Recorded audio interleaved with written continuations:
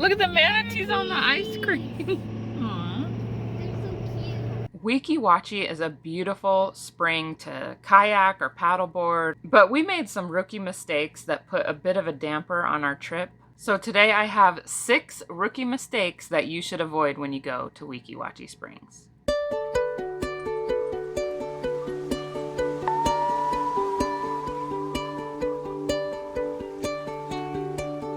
Welcome back to my channel, you guys. I'm so glad you're here. If you're new here, my name is Leanne. It is so nice to meet you, and I'm glad you're here too. Okay, so I am full of tips for you today because I want you to thoroughly enjoy your trip to Weeki Wachee. This was our first Florida spring experience, and it would have been our last if I didn't know better. Like if I didn't already know that there are some amazing springs out there that you can have just an epic experience.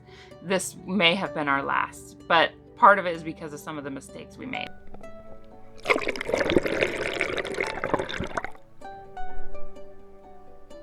Now, don't get me wrong, it is beautiful, and we saw 3 manatees, which was so stinking exciting. It's just that it gets very crowded, like to the point that it's incredibly dangerous. Tons of boats, like not just the little ones that I've tried to show you, but big pontoons, and there's no wake. But the issue is space. It's very difficult to maneuver through some of the traffic. There were also a ton of inexperienced kayakers and paddlers, which is fine, but it just made things worse as far as trying not to crash or run over swimmers.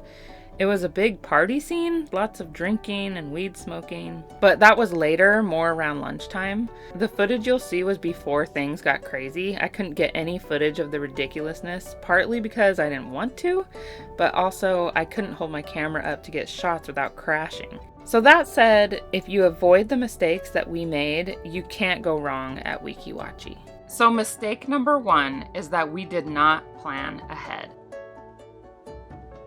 Even though I thought I was planning ahead, a week before I tried to make reservations with the state park because we really wanted to do the state park because I knew that Weeki Wachee coming from Rogers Park can get really overcrowded, and so we wanted to do the state park, but the reservations weren't available, and I tried a week before. So make sure that you plan ahead and try to book that reservation way in advance. I don't know what it's like 2 weeks in advance, or I don't know what it's like, but just plan ahead because you know that saying, failure to plan is a plan to fail.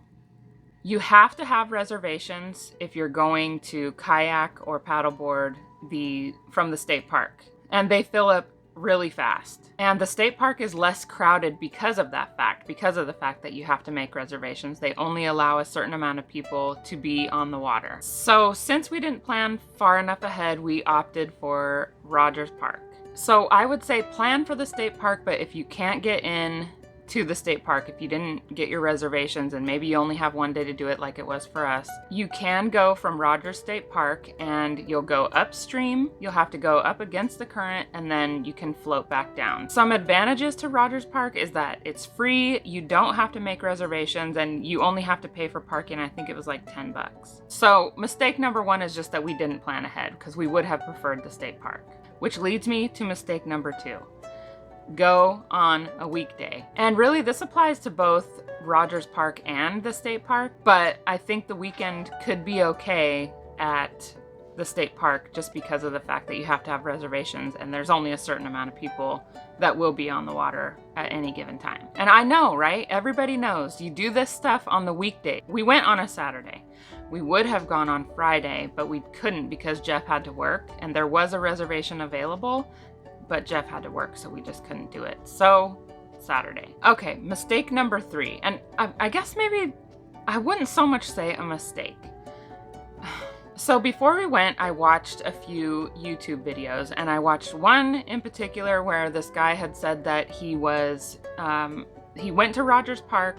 It was on a Saturday in May, and he got there at 8 in the morning, and he showed the parking lot, and the parking lot was completely empty. He was the only one there.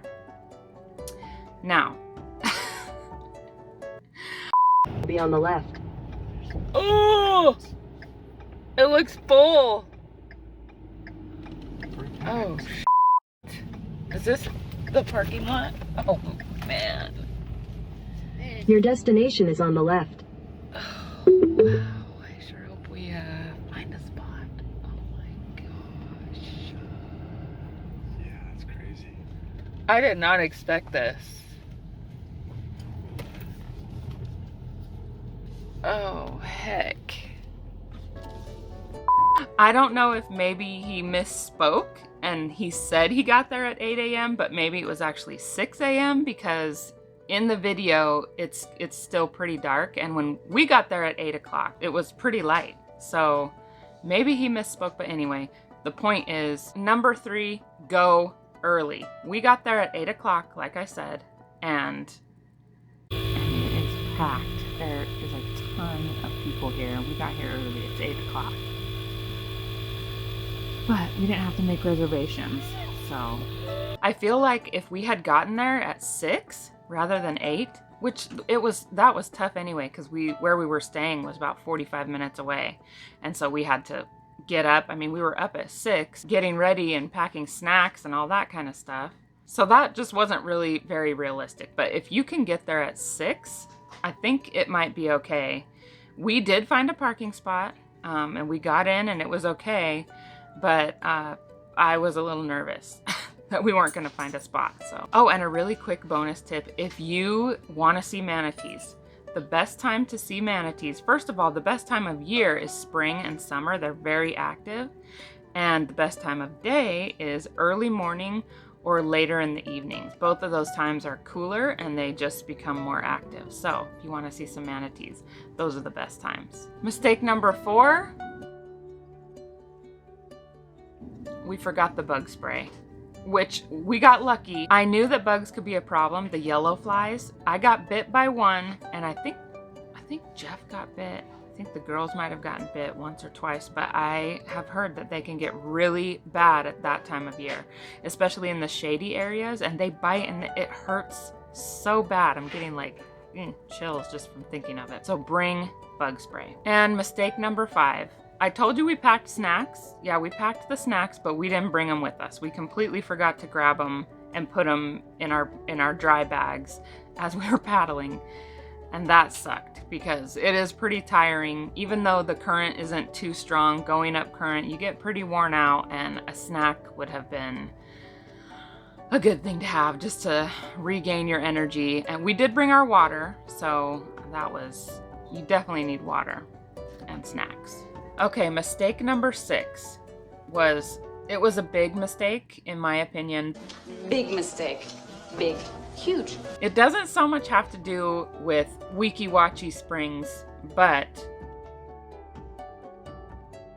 we had seen a billboard for Gator hot dogs. I can't remember the name of the restaurant, but I'll put it up on the screen right now. And we thought, oh my gosh, let's go do that. That sounds good. So after we went and paddled the springs, that we would go and stop for lunch at this hot dog place, which was really cool. They had a bunch of different kind of hot dogs, and I missed the sign that they have hanging. Actually, I saw the sign, but it didn't click. It didn't register in my mind.